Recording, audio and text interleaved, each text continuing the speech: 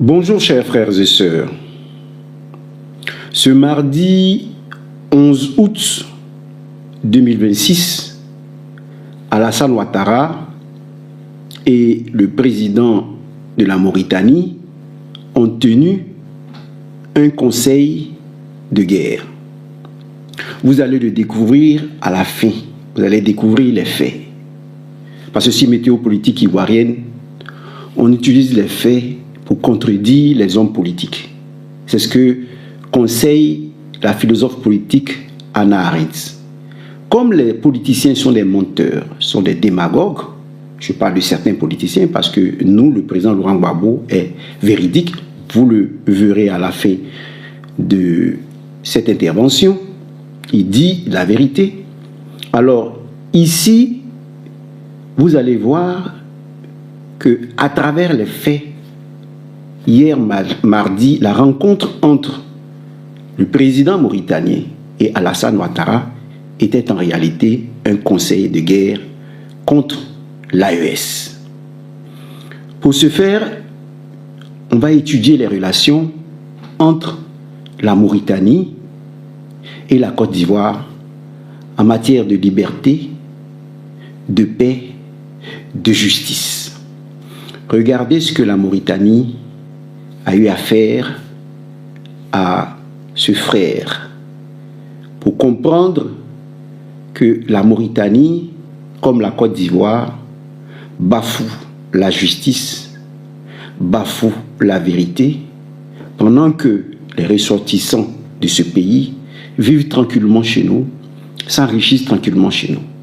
Mais regardez ce qui s'est passé en Mauritanie quand il s'agit de parler de vérité, de justice et de paix. Observez la coopération entre la Mauritanie et la Côte d'Ivoire. Il n'a rien de bon en lui. Tout ce qu'il fait, c'est pour son propre intérêt. Tant qu'il peut se gouffrer les poches de beaucoup d'argent des Ivoiriens, enrichir ses proches et sa famille personnelle, en ce moment-là, tout va bien. Si vous voulez mettre le sable dans son attiqué, alors il est prêt à en découdre avec votre vie. C'est ça Alassane Dramane Ouattara. Et Steve Biko va en payer le prix.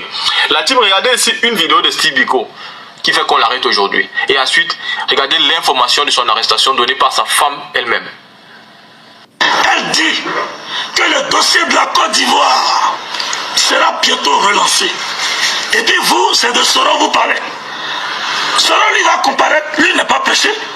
Soro lui ne fuit pas. Mais Dramane Ouattara va comparaître. De la façon Laurent Gbagbo a comparu avec Blaise Goudé Charles, Soro Guillaume il était au golf avec Dramane Ouattara. Donc si la Cour pénale internationale lance un mandat d'arrêt, ce sont les deux qui vont comparaître. Soro ne va pas comparaître seul. Depuis hier, j'entends des gens dire oui, Soro va comparaître, la CPI est en train d'accélérer la procédure. Vous racontez du n'importe quoi. On va attraper Soro. Et puis Dramane Ouattara ne sera pas inquiété. Soro Guillaume, en 1999 et en 2000, en 2002, Soro était encore étudiant.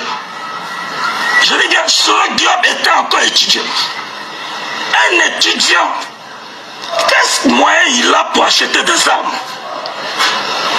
Quel moyen un étudiant a pour se créer, fabriquer une rébellion? Quel moyen? Quel moyen un étudiant a pour se créer et fabriquer une rébellion? Tout ça là, ça sera dit devant les juges de la Cour pénale. C'est-à-dire on saura beaucoup de choses. Dramane Ouattara n'est pas encore comparu, il n'a pas encore comparu devant les juges de la Cour pénale. C'est pour ça qu'il bavarde, qu'il présente des vidéos. Mais pourquoi ces vidéos-là n'ont pas présenté ça lorsque Gbagbo l'aura comparaissait?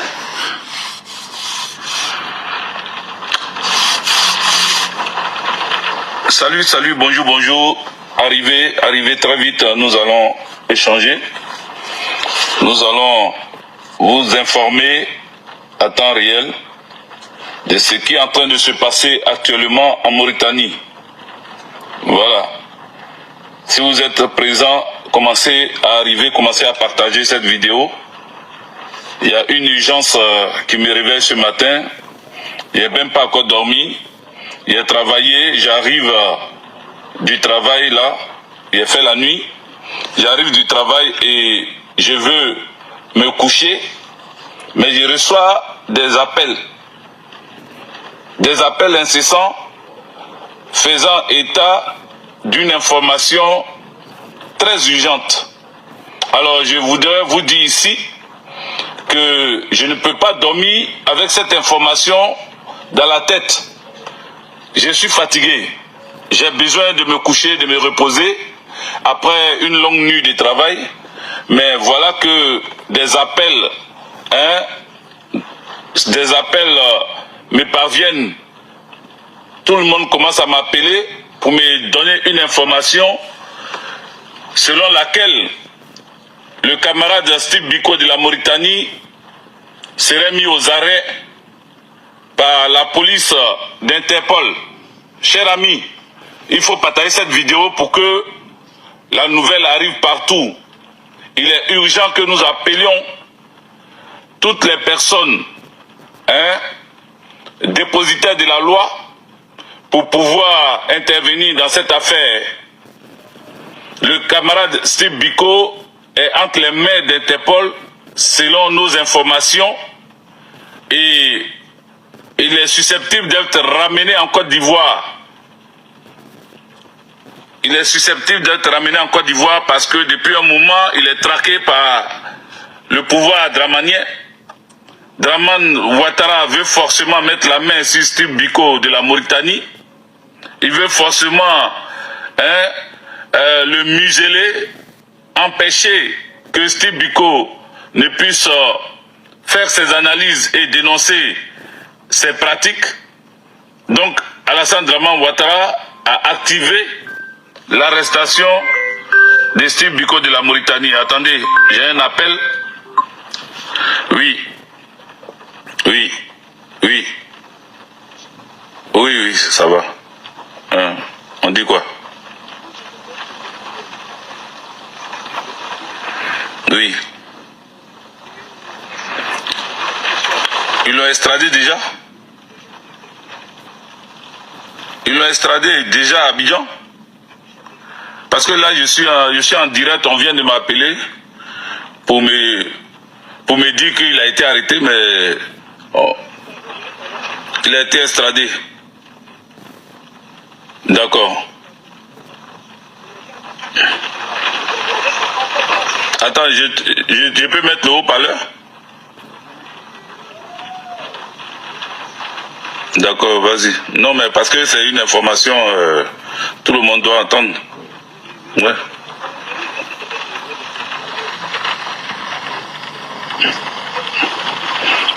Oui, vas-y.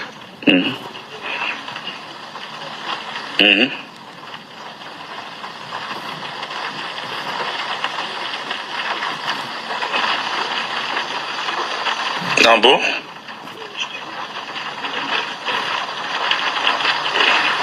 D'accord. Mais est-ce qu'elle voudra parler bon, je sais pas. Ah.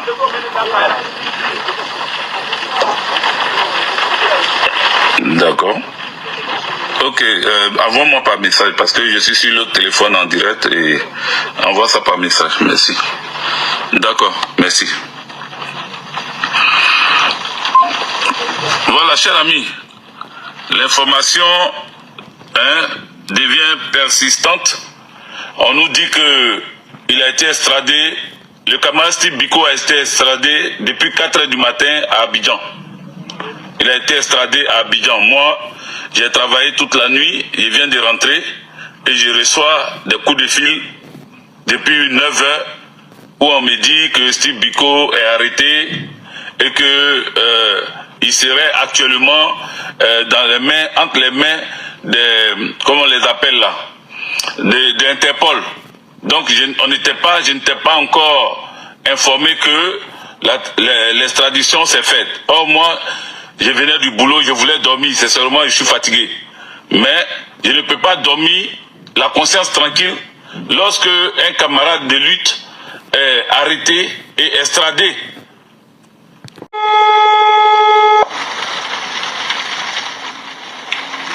Allô? Allô? Allô? Il a été Bonjour. Madame Sibiko, c'est Hervé Didier.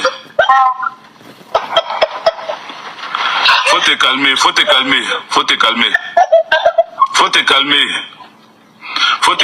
Yako, faut te calmer. Comment? Jusqu'à 23h hier. De 19h à 23h. Jusqu'à 23h. Et à 4h du matin, ils m'ont dit qu'ils sont venus avec lui à la police, à l'Interpol.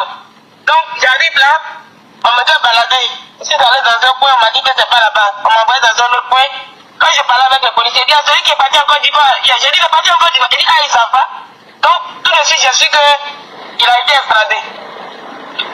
Ouais. Donc, ils ont voulu te cacher ça.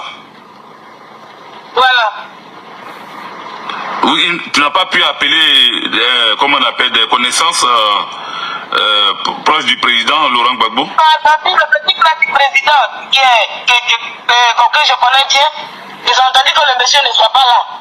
Il est actuellement en voyage. D'accord. Comme ils ont su que le monsieur n'est pas là, c'est pourquoi ils ont activé. C'est pour cela qu'ils ont activé ça. Ok. Mais faut te calmer, faut pas pleurer, hein. Faut te calmer. Ils l'ont amené à Abidjan. Allô? S'ils l'ont amené à Abidjan, de toute façon, ils ne vont rien lui faire. Ils n'ont pas le droit de le toucher. Nous, on va communiquer dessus pour ne pas que quelque chose lui arrive. Voilà. Donc, ce que nous, on peut faire, c'est ça, et essayer d'appeler de gauche à droite pour voir ce qu'on peut faire. Ok? Toi, il faut te calmer. Essaye de voir si tu peux encore appeler les contacts. Comme une folle. Non, faut te calmer. Faut te calmer. Yako, faut te calmer. On enlève un activiste ivoirien qui vivait tranquillement en Mauritanie. On attend à ce que son protecteur se déplace et on profite pour tourner en bourrique sa femme, son épouse, et pour l'extrader en Côte d'Ivoire, en catimini. Voyez le pays dont le président a rendu visite à Alassane Ouattara hier.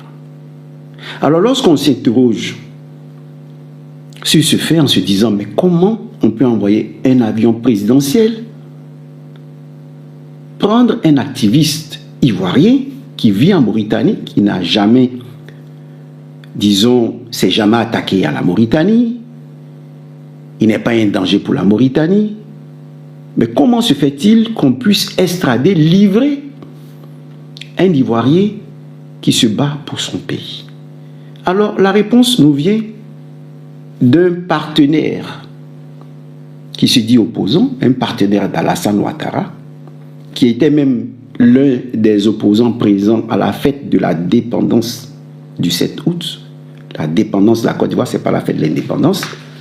Vous avez fêté une fête de la dépendance.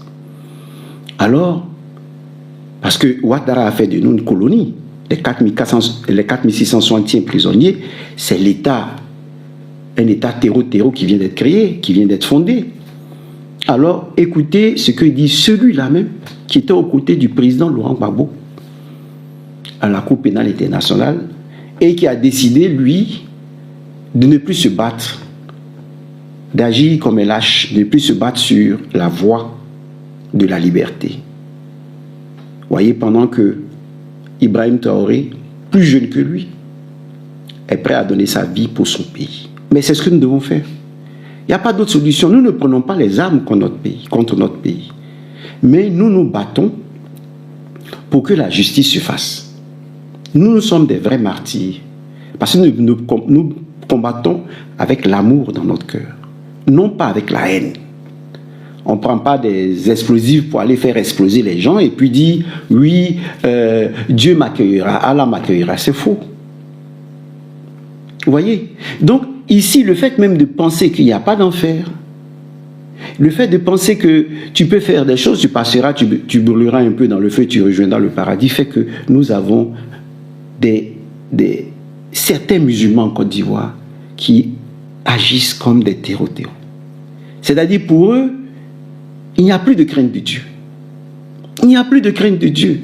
Ça dit, tu fais, de toute façon, eh bien, tu vas passer par l'enfer pour aller au paradis. Et ainsi, on génère, on suscite des terreaux.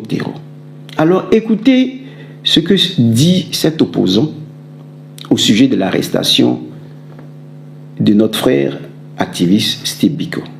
Écoutez-le. Arrêté un individu très impoli, mal éduqué, qui se permet d'insulter des autorités.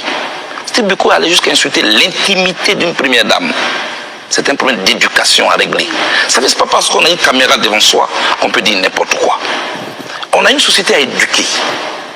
Vous comprenez? Donc il faut savoir utiliser Internet. Très bien, on va aller très vite. Oui. Moi, j'aurais jamais demandé la libération de ce monsieur.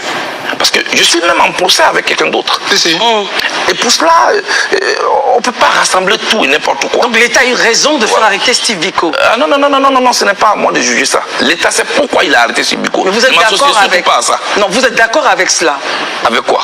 Avec le fait que Steve Biko a été arrêté parce qu'il aurait été impoli selon vous. Alors l'État vous a-t-il donné les raisons pour lesquelles il a arrêté Steve Biko? Vous avez commenté tout à l'heure et je m'appuie sur votre... Oui, vous m'avez pas demandé pourquoi l'État l'a arrêté. Vous m'avez demandé ce que je pense de lui. C'est ça. Oui, et voilà. Maintenant, si vous voulez... Voilà notre frère dans l'avion présidentiel. Voilà. Rapatrié, sinon extradé par la Mauritanie. Alors écoutons maintenant le message du président Laurent Gbagbo à ce sujet. À Lakota, qu'il faut libérer les prisonniers militaires et les prisonniers politiques. Je répète ici à Lakota qu'il faut libérer les prisonniers militaires et les prisonniers politiques. Or, qu'est-ce que j'apprends? Qu'est-ce que j'apprends? J'apprends qu'en plus de ceux qui avaient été arrêtés et dont nous réclamons sans cesse la libération, ils ont arrêté un jeune là, Steve Biko, en Mauritanie. Mais non seulement on l'a arrêté, mais on a envoyé un avion Grumman de la flotte présidentielle pour le chercher. Qu'est-ce qu'il a commis comme crime pour qu'on déplace un avion présidentiel pour aller le chercher en Mauritanie? Qu'est-ce qu'il a fait? Qu'est-ce qu'il a fait pour qu'on envoie un avion Grumman, avion dans lequel je suis monté souvent puisque j'étais président, mais un avion Grumman présidentiel pour aller chercher un prisonnier menotté? Ça veut dire qu'il a dû commettre un crime abominable. On ne peut pas dire que c'est parce que sur Facebook, il critique des gens. Non. Non. Non. Ça ferait pleurer si c'était ça. Donc il faut qu'on nous dise ce qu'il a fait. Prendre l'avion du président de la République pour aller chercher quelqu'un qu'on met menotté dans l'avion du président pour le ramener en Côte d'Ivoire, c'est qu'il a fait quelque chose de très grave. C'est pas les petites insultes. Qui n'a pas jamais été insulté? Mais nous tous, on nous insulte tous les jours. Sur les Facebook, on nous insulte tous les jours. Mais on ne dit rien. Parce que je vous ai dit, moi, quand quelqu'un m'insulte, au lieu de le mettre en prison, je l'insulte aussi et je continue mon suivi.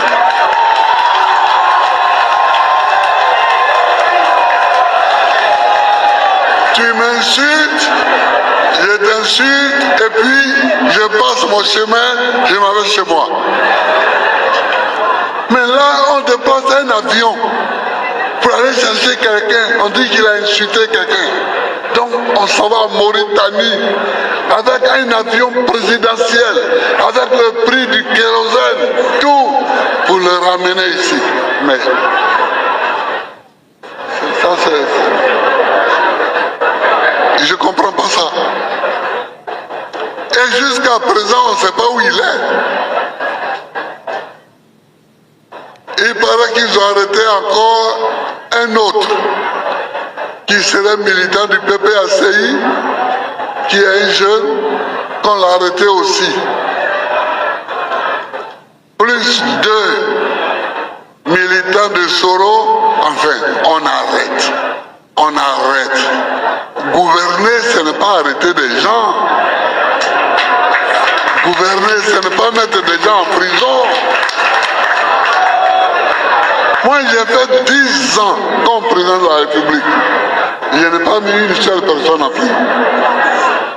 Parce que ça ne sert à rien. Si quelqu'un t'a fait quelque chose, tu déposes plainte contre lui et puis les gens vont voir là-bas. Mais tu le prends, tu le mets en prison. Et tu le caches.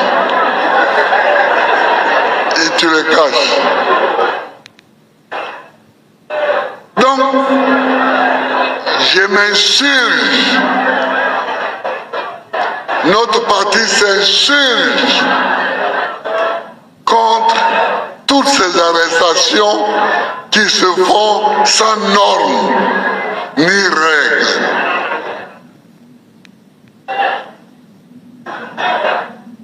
Ça se fait sans normes ni règles. À tel point que la Macar d'Abidjan, ils ont nommé ça maintenant le PPA. Maintenant, ça s'appelle le PPA. Port pénitentiaire d'Abidjan. PPA. Ça veut dire que maintenant, c'est nous qui allons remplir ça, quoi. Le PPA.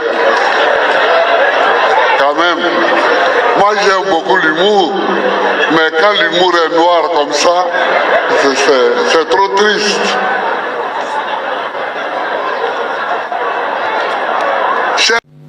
Donc, après avoir égrené des faits, ce sont des faits que je vous ai donnés, pour vous montrer que la Mauritanie et la Côte d'Ivoire coopèrent quand il s'agit de fouler aux pieds la justice, le droit des citoyens ivoiriens. On ne parle pas des citoyens mauritaniens, il leur appartient, eux, de défendre leurs droits, mais nous défendons nos droits et trouvons que la Mauritanie a mal agi. Maintenant que nous avons vu ce qui se passe sur le plan social, la coopération entre Alassane Ouattara, le dictateur Alassane Ouattara, et la Mauritanie sur le plan social, nous allons aborder les raisons d'État. C'est-à-dire, qu'est-ce qui nous amène à dire que nous sommes dans un conseil de guerre. Et pour ce faire, nous allons écouter un chef d'État. Ici, nous avons écouté le président Laurent Gbagbo, qui est un ex-chef d'État, qui est outré par ce qui se passe sur le plan social. Maintenant, nous allons écouter un autre chef d'État, Tchani, sur le plan international, c'est-à-dire de la coopération sur le plan social, nous allons arriver à la coopération sur le plan régional. Écoutez ce que le président Tchani dit de la coopération entre la Mauritanie et la Côte d'Ivoire. Donc, après avoir égrené des faits, ce sont des faits que je vous ai donnés, pour vous montrer que la Mauritanie et la Côte d'Ivoire coopèrent quand il s'agit de fouler aux pieds la justice, le droit des citoyens ivoiriens. On ne parle pas des citoyens mauritaniens, il leur appartient, eux, de défendre leurs droits, mais nous défendons nos droits et trouvons que la Mauritanie a mal agi. Maintenant que nous avons vu ce qui se passe sur le plan social, la coopération entre Alassane Ouattara, le dictateur Alassane Ouattara, et la Mauritanie sur le plan social, nous allons aborder les raisons d'État. C'est-à-dire, qu'est-ce qui nous amène à dire que nous sommes dans un conseil de guerre. Et pour ce faire, nous allons écouter un chef d'État. Ici, nous avons écouté le président Laurent Gbagbo, qui est un ex-chef d'État, qui est outré par ce qui se passe sur le plan social. Maintenant, nous allons écouter un autre chef d'État, Tchani, sur le plan international, c'est-à-dire de la coopération sur le plan social, nous allons arriver à la coopération sur le plan régional. Écoutez ce que le président Tchani dit de la coopération entre la Mauritanie et la Côte d'Ivoire. Les défis ne sont pas imaginaires, ils sont réels. Le Mali a fait l'objet d'une attaque sauvage le 25 avril. Cette attaque-là a été conduite avec la complicité des pays africains voisins au Mali. Et c'est ça que nous devons combattre. Ils ont attaqué le Mali par 3 axes. Un axe qui est sorti du nord Bénin, passé dans notre Gourma et le Burkina, 3 colonnes pour faire jonction et aller attaquer soit Gao, soit Sévaré. Un autre axe est sorti de la Côte d'Ivoire. Il y a une forêt où les Ukrainiens qui viennent former ces mercenaires-là atterrissent en Côte d'Ivoire avec des visas pour visiter la Côte d'Ivoire qu'ils obtiennent à partir d'un pays qui est non loin de l'Ukraine, voisin à l'Ukraine, que je tairai le nom, avec comme destination la Côte d'Ivoire. Il y a une forêt qui s'appelle le Yelli. C'est là-bas que tous ces terroristes-là sont formés en Côte d'Ivoire. C'est le deuxième axe. Et le troisième axe est venu de la Mauritanie. C'est ce que j'ai dit. Et vous vérifiez sur toutes ces positions-là que je viens de citer, dans tous ces pays-là, s'il n'y a pas de forces françaises qui sont à l'œuvre. Après avoir écouté le président Tchani, nous nous rendons compte effectivement que ce voyage du président mauritanien ce 11 août 2026 en Côte d'Ivoire n'est pas une coopération, une séance de travail, non. C'est un conseil de guerre. Vous allez suivre ces différentes vidéos qui couvrent cette visite et vous allez voir à la fin que le président mauritanien balbutiait. On sentait qu'il n'était pas d'accord, mais il y a les forces françaises chez lui.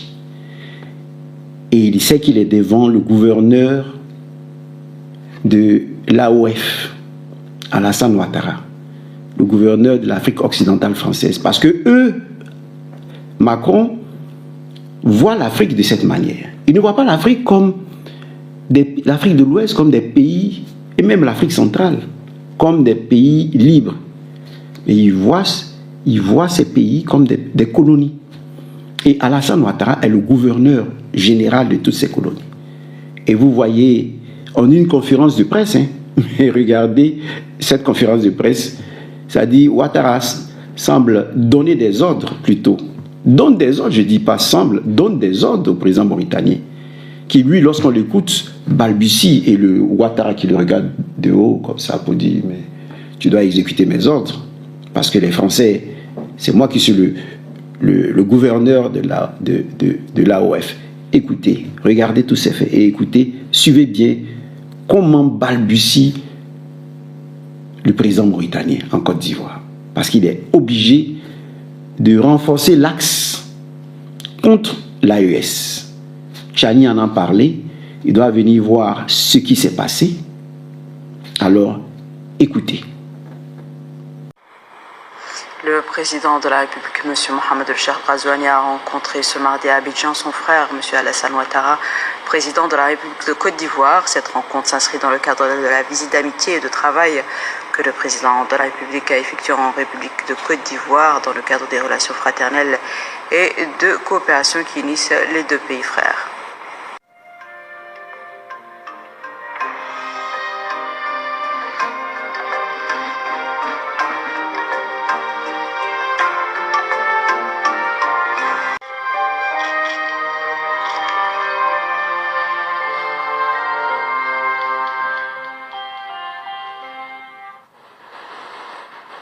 Le président de la République, M. Mohamed El-Cheikh Al-Ghazouani, et son homologue ivoirien, M. Alassane Ouattara, ont tenu une conférence de presse conjointe au cours de laquelle ils ont salué les relations fraternelles profondes qui unissent leurs deux pays. Mesdames, Messieurs, bonjour. J'ai le plaisir et l'honneur d'accueillir mon ami et frère, le président de Mauritanie, qui est venu nous rendre visite et nous saluer. Nous avons eu un excellent entretien sur la situation de nos pays respectifs, les perspectives de coopération, mais surtout sur les difficultés de la sous-région.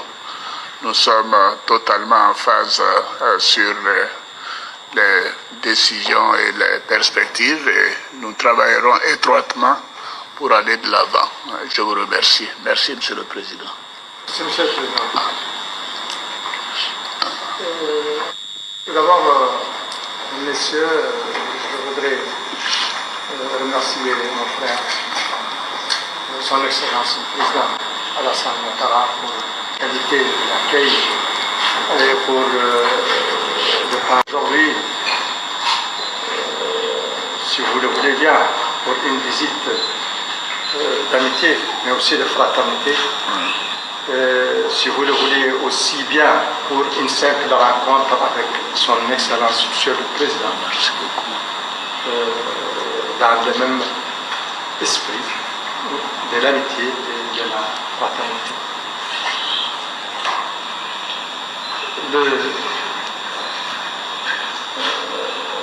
Effectivement, je tenais à venir rendre visite à mon frère, son Excellence le Président, pour lui exprimer directement ma reconnaissance pour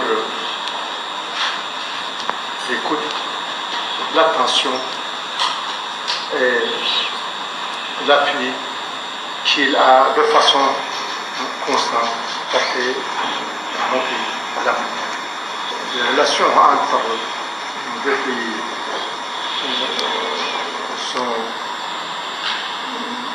les deux pays entretiennent une relation très privilégiée, fondée sur des liens historiques, sur la confiance et sur la convergence de vie, sur des sujets importants et multiples. Cette relation revêt une importance toute particulière en raison du contexte international et régional, et aussi en raison des défis auxquels nous faisons tous face.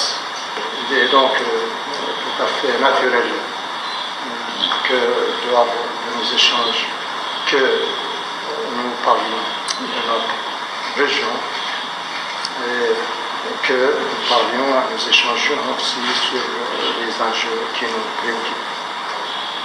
Globalement, je retiens de cette rencontre un message d'amitié, de fraternité et de confiance. Et encore, je reviendrai de nouveau exprimer à mon frère, Monsieur le Président, toute la reconnaissance et la gratitude pour son accompagnement, bien sûr, pour l'accueil et la qualité de nos entretiens. Je vous remercie. Merci beaucoup, Monsieur le Président. Merci encore. Merci. Merci à tous. Alors il faut comprendre le fil conducteur. Alassane Ouattara avait fait le mort. Il avait fait le mort et il s'est trouvé que son frère a échoué le 25 avril contre le Mali. Son frère a échoué le 25 avril contre le Mali. Alors, Alassane Ouattara, qui devait disparaître de cette manière pour échapper à la justice du président Laurent Gbagbo, ressort. C'est-à-dire, il cesse de faire le mort, même s'il est gravement malade, il cesse de faire le mort, il ressort, il peut prendre les rênes. C'est un peu comme pour dire, durant cette séance de guerre, et je vous montre ici, à travers les photos, que nous sommes dans une séance de guerre, regardez. Alors, pour comprendre que nous sommes dans un conseil de guerre, il suffit d'observer ceux qui sont présents. De l'autre côté, nous avons les Mauritaniens. De ce côté-là, nous avons le conseil, je ne dirais pas les Ivoiriens, mais le conseil de guerre de Ouattara. À gauche de Ouattara, nous n'avons pas le ministre Bebegré Mambé, mais le ministre de la Défense.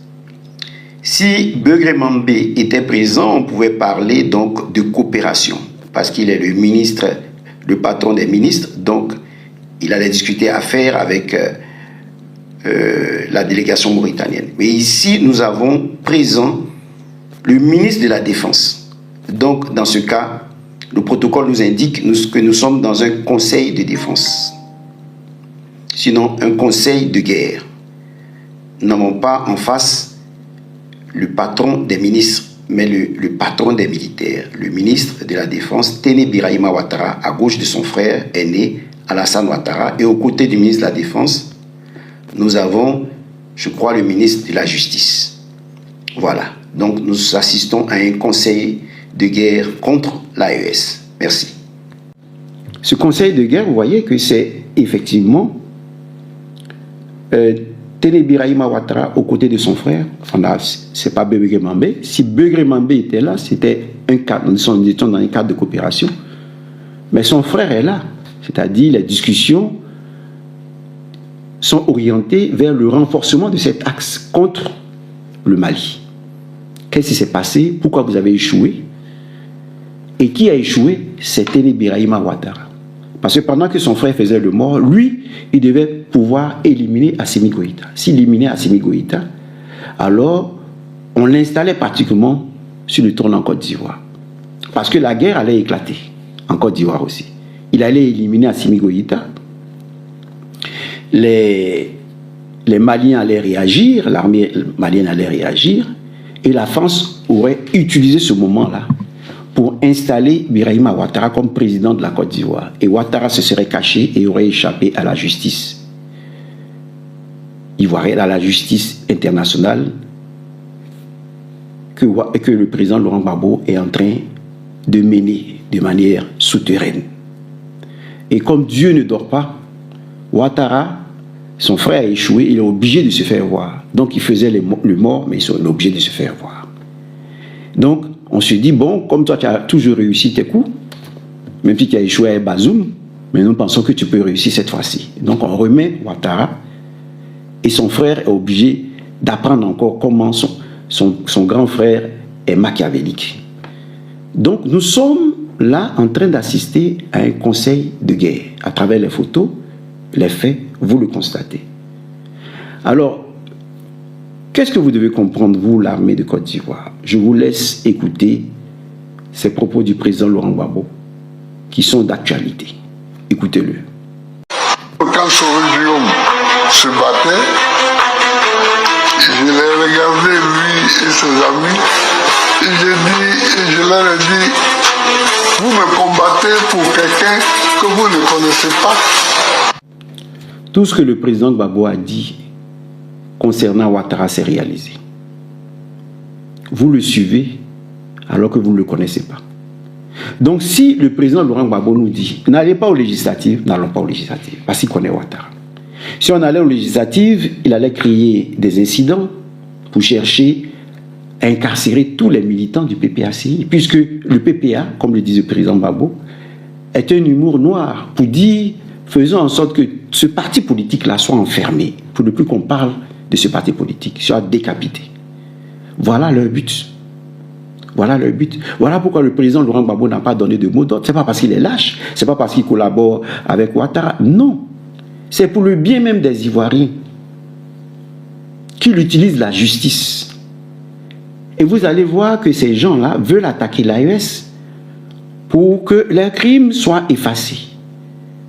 Parce que s'ils éliminent des Ivoiriens comme ça, indépendamment de cette guerre, eh bien, ils ne font que renforcer leur dossier qui doit les envoyer à la Cour pénale internationale.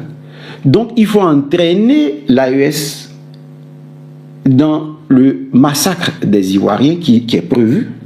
Je vous l'ai dit, Kandia Camara a déjà préparé tous les dossiers pour fuir la Côte d'Ivoire quand la Côte d'Ivoire sera embrasée. Donc, on veut s'aimer le chaos en Côte d'Ivoire, mais il faut profiter de cette attaque contre l'AES. C'est en attaquant l'AES qu'on va semer le chaos en Côte d'Ivoire, profiter pour éliminer tous les militaires, les soldats qui sont gênants. Et ainsi Téné Birahima reste comme Zelensky, Alassane Ouattara et Téné Birahima restent comme Zelensky au pouvoir pour toujours. Parce que cette guerre ne va pas prendre fin. Vous voyez, cette guerre ne va pas prendre fin de sitôt. Parce que ce que l'Union européenne a fait avec Zelensky, ce que les États-Unis ont fait avec Zelensky, eh bien, ça va se reproduire en Côte d'Ivoire pour chercher à attaquer, éliminer les Africains entre eux, amener les Africains à s'éliminer entre eux, eh bien, s'attaquer au Mali. Voilà.